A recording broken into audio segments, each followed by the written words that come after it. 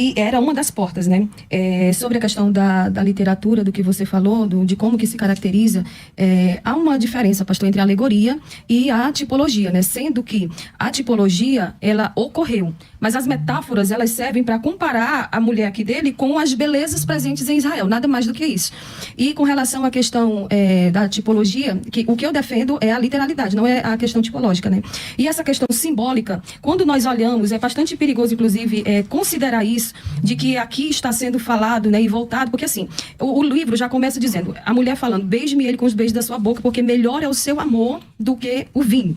Se isso aqui é uma relação, é uma representatividade de Deus, do relacionamento de Deus para com Israel, ou de Cristo para com a igreja, como que pode caber aqui uma linguagem tão sexual, tão erótica, né? É claro que é um livro erótico saudável, que aponta para o relacionamento do marido com a esposa, mas como que vai caber aqui algo desse tipo? Se a gente considerar o livro de Cantares, ele é um dos livros que mais falam sobre esse relacionamento mais aprofundado, que o relacionamento do homem com a mulher está de Gênesis a Apocalipse. Mas, se a gente considerar isso, Salomão, por exemplo, ele teve 700 esposas e 300 concubinas. Como é que a gente vai trazer esse relacionamento de Salomão para mostrar o relacionamento de Cristo com a igreja, para apresentar o relacionamento de Cristo com a igreja? É bem, assim, inviável. Então, também eu vou devolver para você a pergunta e lhe perguntar como que pode caber aqui essa questão de Cristo e a igreja num relacionamento que você vê que é um relacionamento conjugal, sexual, amoroso entre um homem e uma mulher. Pastor Marcelo. Bom, primeiro a Ruth não respondeu o que caracteriza a poesia hebraica. A poesia hebraica, pastor César, tem 3 nuances aqui. Não é? Primeiro, a concisão, que é a brevidade das cláusulas, que é diferente da prosa. A prosa tem uma característica de ser um discurso mais alongado. A poesia é mais curta. Depois, a segunda característica da poesia hebraica é o paralelismo, tá certo? É o paralelismo. O que é o paralelismo na poesia hebraica? É quando uma sentença, a segunda sentença, tenta definir a primeira. Por exemplo, nós temos um texto clássico, eu sou do meu amado, e o meu amado é para mim. Ani ledodi, e aí ledodili. Então, o paralelismo é essa ideia. Agora, se nós pegarmos a poesia, se você pegar qualquer definição de poesia no dicionário português, está lá. É a expressão por figuras, por retratos. A poesia não é algo literal. Você não pode interpretar esse negócio aqui literalmente, senão nós vamos ter, por exemplo, esse texto que ela citou, que Salomão teve 700 concubinas. Então vamos interpretar literalmente de um homem tendo 700 concubinas? Vamos interpretar literalmente Salomão tendo 300 mulheres, dizendo para um homem, se é um relacionamento de um homem e de uma mulher, como é que nós vamos interpretar esse texto? Então, na história de Israel, e como eu disse, não tem um povo no mundo para entender a Bíblia como os judeus. Os maiores rabinos da história de Israel, aliás, eu trouxe aqui que eu ganhei do rabino David Weitman, que eu tive aula com ele, não é? Olha o que ele diz aqui, o doutor David Weitman. Bom, se o rabino David Weitman não sabe, eu não sei quem sabe. Interpretar o texto literalmente é deturpá-lo, pois o Cântico dos Cânticos representa apenas uma roupagem literária para o significado profundo impregnado no texto. O próprio uso da alegoria demonstra que a santidade de sua real acepção transcende a compreensão humana. Assim, torna-se necessário carecer da mais básica instrução para dar à alegoria significado independente. Então, se nós interpretarmos um livro poético literalmente, não é? O que caracteriza a poesia são as imagens, são os retratos que ali são pintados, nós vamos ter um problema sério. E eu já vou voltar a palavra a Ruth. Nós temos, pastor César, eu estudo Cantares há 17 anos, né? Aliás, trouxe aqui depois, se permitir, eu mostrar meu primeiro livro que eu escrevi sobre Cantares, né? 19 séculos da história da igreja, pastor César. O livro foi interpretado alegoricamente, simbolicamente. 19 séculos. Só no final do século XIX e começo do século XX é que, abre aspas, começou uma nova linha para interpretar Cantares literalmente. Ok. Missionária Ruth. Não, mas essa questão aí do hebraico, do que define, né, um texto hebraico, uma poesia hebraica, isso aí é sua área mesmo. Só que assim, a questão de alegorizar esses textos acaba beirando, às vezes, até mesmo a heresia. Por exemplo, tem gente que diz que os 2 seios da mulher ali eram referência aos querubins posicionados sobre o propiciatório. O saquital de mirra era a Shekinah de Deus. Algumas menções do seio da Sulamita, alguns teólogos dizem que faziam referência ao Monte Sinai, ao Monte Calvário. Então, assim, o problema da alegorização é esse, porque ela não se importa se a história é verdadeira ou não. E como não há nenhuma confirmação desse livro no Novo Testamento, Jesus não fala sobre ele, então fica mais difícil ainda de esclarecer esse entendimento. A ideia, inclusive, de que Jesus é a rosa de Saron, é o lírio dos vales, resulta daí, né? Então a gente vê que o fato de interpretar cantares de forma alegórica traz esse tipo de situação aqui. Os nossos hinos estão cheios de afirmação desse tipo. Então a gente vê o analfabetismo teológico de pegar uma coisa que era para ser interpretada de uma forma e alegorizam e trazem para a questão tipológica, interpretando dessa maneira, né?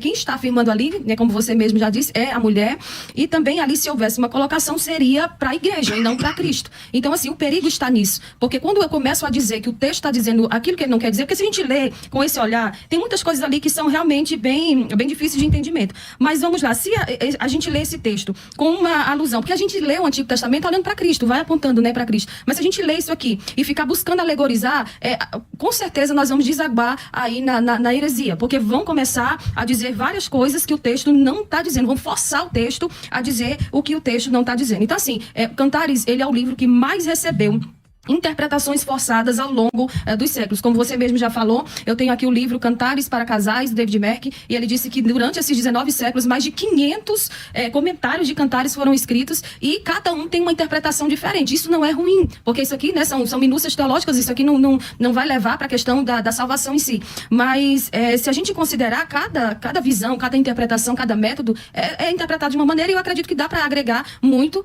mas assim, eu continuo ainda com a interpretação literal. Pastor Marcelo. Vamos lá, os judeus são analfabetos, Ruth Benigno? Não, mas o que cabe para o judeu, cabe para a igreja. Tudo que foi dito ou escrito para os judeus, eu tenho que trazer e incorporar hoje no nosso tempo. Para quem foi escrito Cantares? Foi uma conversa entre um casal, foi escrito para os judeus. Para os judeus. Sim. Então, qual o melhor povo no mundo para interpretar a Bíblia em Cantares? São judeus ou são os cristãos? Mas os judeus não interpretam muita coisa na Bíblia da forma como os cristãos interpretam. Por que a gente teria que interpretar, então, Cantares dessa maneira?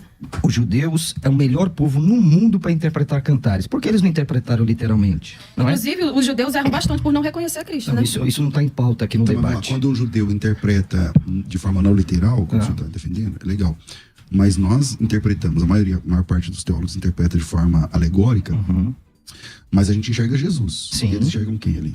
Eles enxergam o eterno, né? O Dodi, o amante da sua alma. Quando diz eu sou do meu amado, é o eterno. E a noiva é a Kalá, não é? Raiá, aliás, Raiá no hebraico, não é?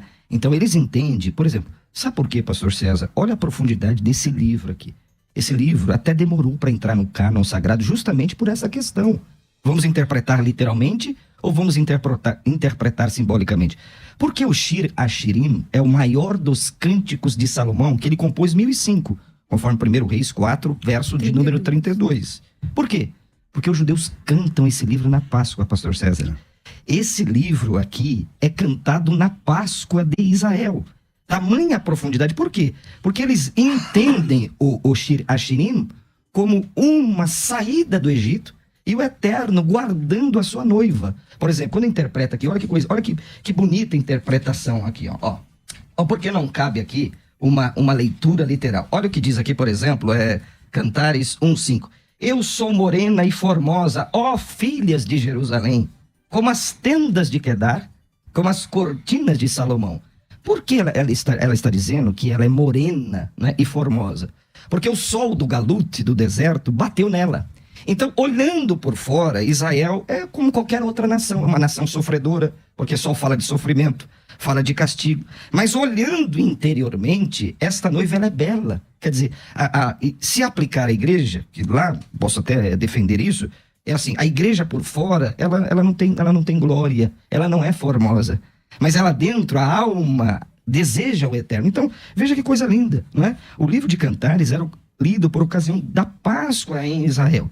Ela disse, eu fiquei muito perigoso, ela disse algo agora aí, sobre heresias. Bom, então Martinho Lutero era um herege, porque Martinho Lutero interpretou o Cântico dos Cânticos como uma alegoria, né, de Cristo e a igreja. Jerônimo, o maior tradutor da Bíblia que esse mundo conheceu, né? Então Jerônimo também é um herege. Eu não tenho 0,1% da capacidade de Martinho Lutero e da capacidade de Jerônimo, que interpretaram o livro assim. Então, interpretar esse texto literalmente vai fugir do conceito da poesia hebraica, que é o simbolismo. Nós temos 3 tipos de simbolismo aqui, não é? Nas imagens: o simbolismo sinonímico, antitético e sintético. Eu podia falar meia hora de cada um aqui, não dá tempo. Porque se nós interpretarmos literalmente, eu vou devolver a pergunta para Ruth, Lutero era herege? Não, inclusive, ele entendia que esse livro não fosse canônico.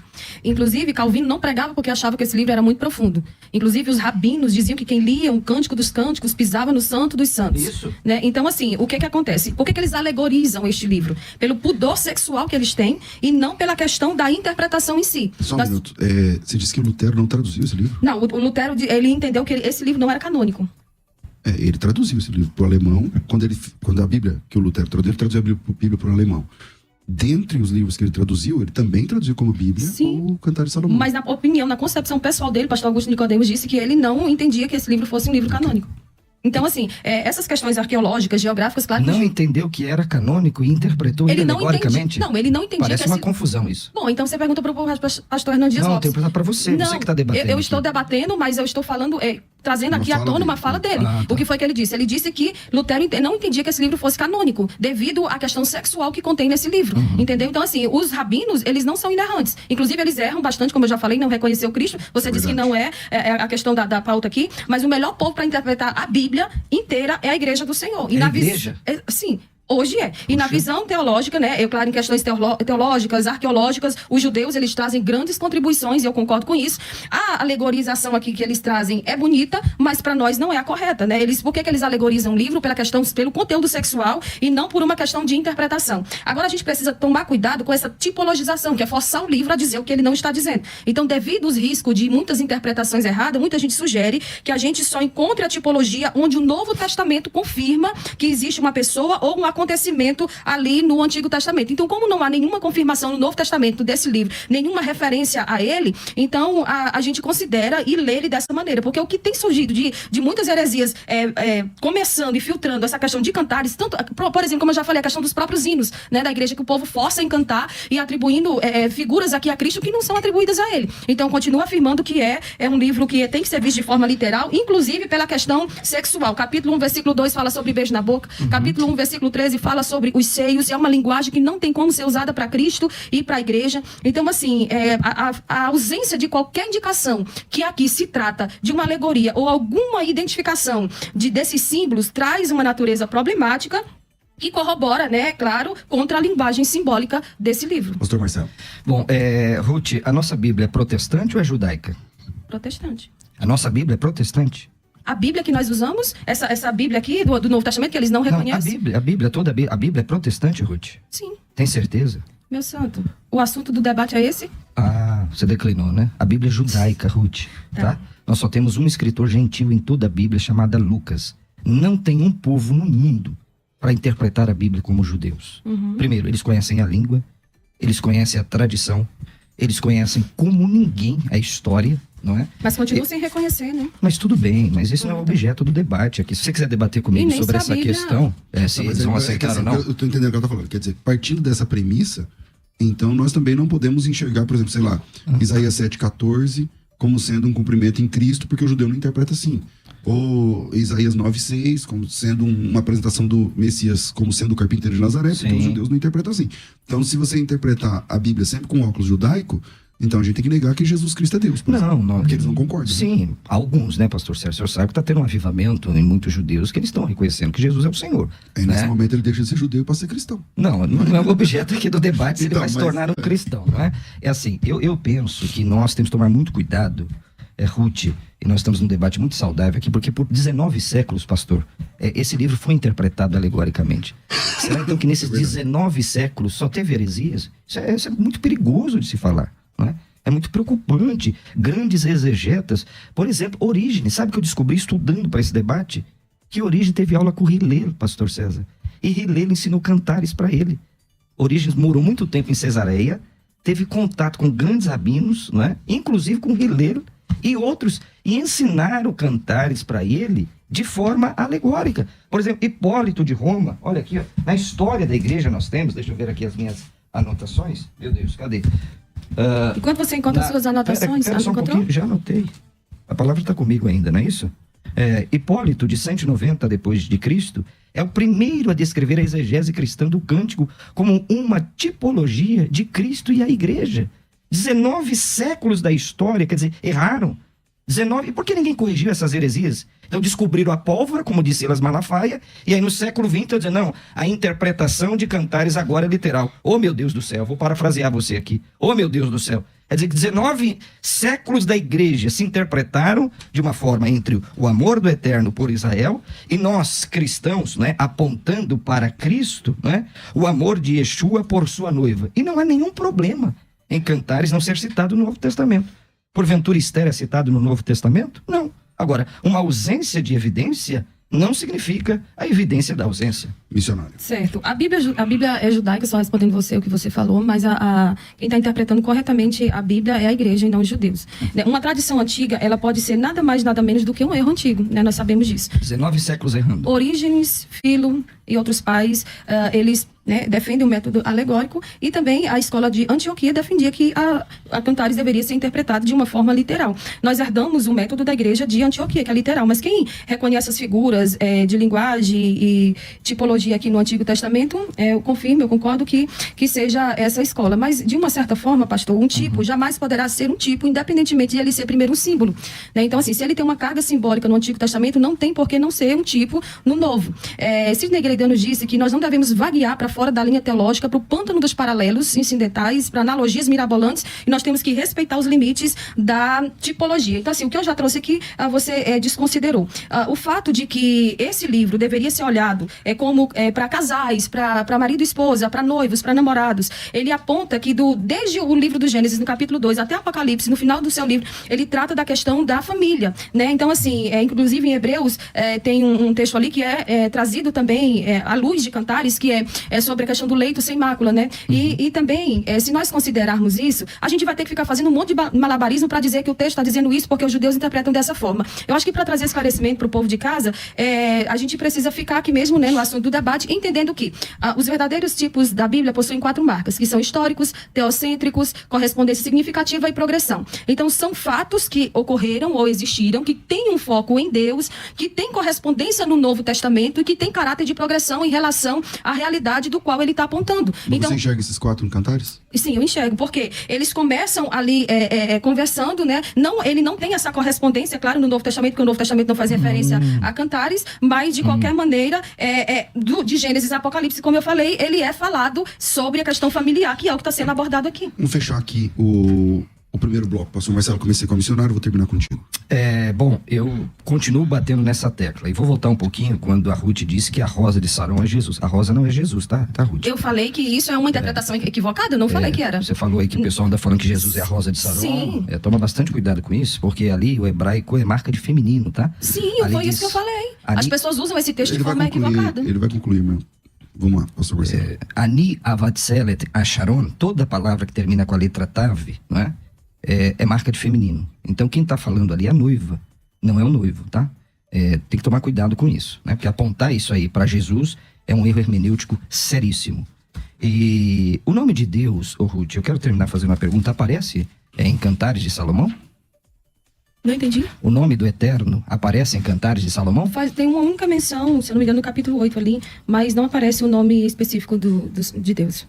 Iá? É uma referência, mas não diretamente, como também o livro de Esther não menciona. Eu preciso responder o pastor no que ele falou, que eu afirmei sobre Jesus ser a rosa de Sarão. Vocês podem voltar o vídeo aí, e eu falei que isso é um erro, né, de uma interpretação forçada ao longo dos séculos por aqueles que usam o método alegórico. O que eu disse foi o seguinte: a ideia de que Jesus é a rosa de Sarão, o lírio dos vales, resulta dessa interpretação forçada alegórica, né? E aí eu até falei que há um analfabetismo teológico, né, por parte dos compositores, porque como é ela que está afirmando, se coubesse uma colocação ali, seria para a igreja. Mas eu continuo afirmando que nós devemos olhar para Cantares de forma literal, até porque a Bíblia evita imagens explicitamente sexuais para desenvolver ou para descrever o relacionamento de Deus com o povo da aliança. E o método alegórico caiu em desuso desde o século XIX. Não é porque por muito tempo uma mentira foi falada que ela se torna verdade. No capítulo 4, do versículo 1 em diante, o esposo descreve o corpo da sua esposa e ali tem conotações sexuais. Do capítulo 10 do versículo 10 ao 16, a esposa faz isso. Então isso são coisas inaplicáveis à relação de Deus e Israel, a relação de Cristo e da igreja. Do capítulo 7 ao 8, eles estão de lua de mel, admirando o corpo um do outro. Então, assim, não tem como nós compararmos isso ou trazermos isso à luz da igreja do Senhor, porque tem 3 pontos, pelo menos, aqui a serem observados. O primeiro, ele deve ser entendido literalmente, essa é a minha defesa, como conversas amorosas de um casal. Deve-se levar, claro, em consideração a linguagem poética e figurada. Salmos também é um livro que tem bastante figuras, né? Um livro poético. Então, assim, deve-se fazer esse uso analógico, paralelo, comparativo, né? O amor conjugal, mas a gente não pode também alegorizar a esse ponto de dizer que isso aqui é apenas isso. Como eu falei desde o início do debate, tem várias interpretações para esse livro e cada uma delas traz, de uma certa forma, algo para agregar, né? Então, assim, o que eu quis dizer, pastor Marcelo, ali no início foi isso, de que essa ideia de que Jesus é a rosa de Saron, ela é equivocada. Pastor Marcelo. Eu continuo preocupado com a sua fala, Ruth. Eu acho que penso aqui até um conselho pastoral para você. Penso que tem um pouco mais de experiência que você. Não seja dogmática numa questão. Você está dizendo aqui que 19 séculos houve mentira. Puxa vida. Então, Martinho Lutero é um mentiroso. A Bíblia diz que o mentiroso não herda do reino de Deus. Jerônimo foi um mentiroso. Orígenes... Eu posso completar, né? Se o senhor está dizendo que eles falaram isso eu estou dizendo... O que eu falei foi o seguinte, não é porque uma coisa é falada várias vezes que ela vai ser verdade. Se fosse verdade, continuaria sendo assim. Não, você falou que era uma mentira, né? 19 anos de mentira, tal. Toma cuidado com isso. Você acabou de falar. Depois você vê no vídeo, tá? Uhum. Isso é perigoso. Até porque a gente não tem a questão final. É por isso que nós estamos aqui, né? Eu debato ideias, eu não debato pessoas, né? E se eu pensasse como você, eu não estaria aqui. Tá certo, pastor César? Eu acho que você não pode fechar uma questão... de 19 séculos, dizer que é uma mentira. Você está batendo toda hora nessa tecla aqui, que é uma heresia. Quer dizer, 19 séculos de mentira. Aí descobriram a verdade no início do século 19 e 20, dizendo, olha, é a melhor interpretação de Cantares. Isso é perigoso, né? Toma cuidado com isso, tá certo? Eu continuo advogando aqui que tem que ser literal. Por exemplo, eu quero ouvir a sua opinião. Eu vi que você se preparou para o debate, parabéns. Você advoga que tem que ser literal? Perdão, é simbólico, né? É simbólico e alegórico. Como é que você interpretaria esse texto aqui, Ruth? Por favor, Cantares 3:6. Se é uma interpretação literal, que é isso que sobe do deserto? O deserto aqui é literal ou é figurado? Como colunas de fumaça, perfumada de mirra, de incenso e de toda sorte de pós aromáticos do mercador. O deserto aqui é literal? Sim, ele está simplesmente fazendo referência à chegada da sua amada. Quem é essa que vem do deserto? Ele está fazendo referência à chegada dela. É apenas isso. E os produtos aí que está no texto aí, são literais também? Onde ela buscou esses produtos? Não, aqui está dizendo que ela está perfumada de mirra, de incenso, de toda sorte, de pós aromáticos. O que seria isso? É como se hoje eu chegasse usando um perfume. Uma pergunta aqui, uma pergunta, missionária. Se o texto é lido apenas literalmente... Desculpa, a gente está ficando gripado e evitando de espirrar. Se o texto é lido apenas literalmente... Qual seria a lição espiritual daí? Esse livro não tem nenhuma lição espiritual? Tem uma lição espiritual. Qual seria? Muito forte, inclusive, para noivos, para casais, né, de que eles devem prezar pelo matrimônio, pela conversa, pelo amor, pela procura, pela busca, pela entrega um ao outro. São lições de relacionamento, né? Sim, qual é a lição espiritual? Esse livro se trata disso. A espiritualidade assim, do texto, ele se acha como? Não, então, como eu falei, você pode olhar sim também para esse livro como um relacionamento de Cristo para a igreja, o que não pode fazer muitas alegorias. Então, de uma certa forma, o relacionamento do homem com a mulher aponta para o relacionamento de Cristo com a igreja, como Paulo disse em Efésios capítulo 5. Então, é um relacionamento espiritual. À medida que eu lido com meu esposo, que eu amo, que ele me ama, que ele demonstra esse amor, nós estamos sim também agindo de uma forma espiritual. Sobre a questão ali da mentira, sim, pastor, o que eu quis dizer é o seguinte: uma interpretação errada é uma mentira inconsistente e sem um propósito, né? Na verdade, inconsciente, sem o propósito de enganar ninguém. Eu não estou dizendo que eles mentiram para enganar a pessoa. O que eu estou querendo dizer é que, assim, ao meu ver, não estou batendo martelo dizendo que é isso e pronto. Ao meu ver, a forma correta de interpretar o livro de Cântico dos Cânticos é literal, porque ali mostra uma conversa entre um homem e uma mulher que estão apaixonados. Eu já vi, pastor César, eu fui uma vez num encontro de casais e o pastor lá afirmando que é o homem, quando coloca a mão na fresta, ali ele estava pegando as partes íntimas da esposa. Então, assim, isso é algo assim que não tem nada que corrobora para que isso realmente seja verídico, né? Então, não assim, ele interpretou corretamente. ele estava pegando nas partes íntimas da mulher. Se você está interpretando o texto de Cântico dessa forma, isso é uma verdade. Não, ele não não é literal? Não é o texto que você está dizendo que é literal? Não, ele está falando que colocou a mão na fresta. A fresta era uma fresta da porta, não era nas partes íntimas da mulher. E qual que é a Mas simbologia? tem momentos que é na parte íntima da mulher. Se você estudar o original hebraico, Por exemplo, esse texto aí remete, com muito respeito, nós estamos falando isso, aos órgãos genitais da mulher. Que suavizou. Você está vendo aí? É como a gente tem que saber interpretar Porque o que é pegar a mão na porta? Isso aí é uma linguagem, pastor Sérgio, de aproximação. Mas eu acho que esse texto, pastor Marcelo, nesse momento, é a porta. Porque eu acho que é o capítulo 5, né, que vocês estão falando, que é... Sim, que ele meteu Eu dormia, mas o meu coração velava. tá. Ouvia a voz do meu amado que estava batendo. Estava batendo. Abre, minha irmã minha, pomba minha, amiga imaculada. minha, imaculada, não sei o que lá. Os meus cabelos estão Sim, aqui já cheios de despia as minhas orvalho. vestes, como tá. Já E aí ele fala, o meu amado, Meteu a mão pela fresta da porta, e o e a meu minha coração alma estremeceu por estremeceu. amor dele, eu abri pro meu amado, mas o meu amado já tinha ido embora, tal. Tá. Não é uma questão mais ali, literal, nesse caso? Então, pode ser, mas é isso que eu tô falando. Se for defender literalmente, é justamente isso. É o conceito de aproximação. Né? Mas Ele a está gente- se aproximando da amada, ele está chegando perto da amada, não é? Eu penso que há muito debate, aquela exiguidade do tempo. Se nós formos interpretar todo o texto de Cantares literalmente, nós vamos ficar assustados. Nós vamos ter que refazer toda essa tradução nossa aqui. Ok, mas aí a um dado momento a missionária disse assim, não, aqui a gente pode ver o relacionamento de Cristo com a igreja. É. Então nesse momento deixa de ser literal, né? Não, então assim, Vai ver esse relacionamento? é porque como a gente olha para todo o Antigo Testamento buscando a figura de Cristo e buscando trazer para a figura de Cristo com a igreja, né? Então a gente claro, vai olhar para cá e vai tirar algumas lições, né, do que seria o relacionamento de Cristo com a igreja, né? Um relacionamento em que a igreja, ela ama Cristo, que ela se doa por amor a Cristo,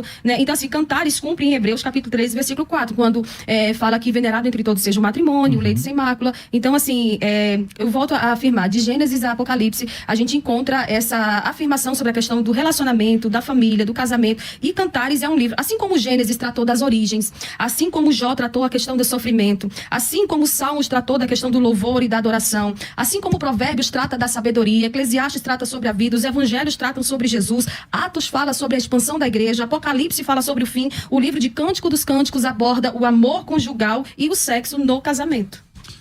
Bom, pastor Marcelo. Muito bem, você vê, até ela espiritualizou o texto agora, né? Ela acabou de falar aqui que há nas entrelinhas algo espiritual. Então, Ruth, a gente tem que decidir se nós vamos interpretar de fato literalmente ou se há por trás do texto, vamos usar essa expressão, alguma camada que remete a um ponto lá na frente, não é? Como Paulo disse em Romanos, tudo aquilo que foi dantes escrito foi escrito, não é? Para a nossa edificação, que pelo consolo das Escrituras, nós sejamos consolados. Então, eu continuo batendo, e esse aqui é um erro, sabe, dos reformados. Na hora que não cabe mais imagem no texto, literalidade no texto, eles espiritualizam o texto. Por exemplo, vou dar um exemplo para corroborar minha tese. Pega Apocalipse capítulo 20. Você pergunta assim, o dragão é literal? É. E os 1000 anos? Não, não é. É um determinado tempo que acontece. Então, nós temos que decidir. Não é? Se é literal, ele tem que ser literal de Cantar, de Shir HaShirim Aleph, até o último capítulo, que é o capítulo 8. Porque se tem uma parte de espiritualidade, se tem uma camada do texto que leva para algo maior, acabou a literalidade do texto. Acabou a simbologia do texto. E nós levamos para algo mais profundo, que é isso que os rabinos da história, os grandes exegetas da história entendiam.